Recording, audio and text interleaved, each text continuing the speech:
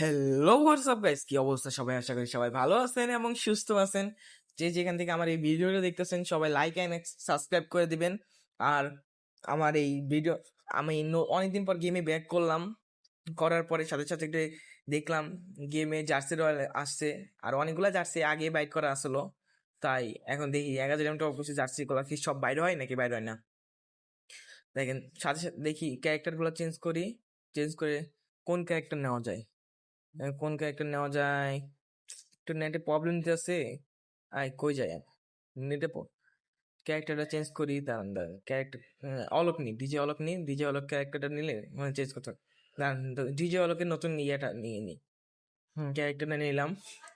দাঁড়ান, jersey loyal দেখি কয় স্পিনে বাইরে কত পা।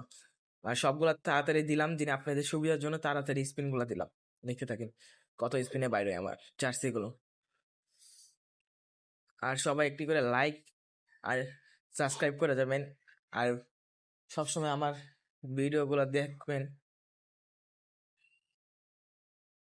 দেখা যায় বাইরে হচ্ছে জার্সি, বাইরে যাবে জার্সি। দেয় না রে গেরিনা, আর্জেন্টিনা জার্সিটা দেয়া গেরিনা, দেখ না আর্জেন্টিনা জার্সি।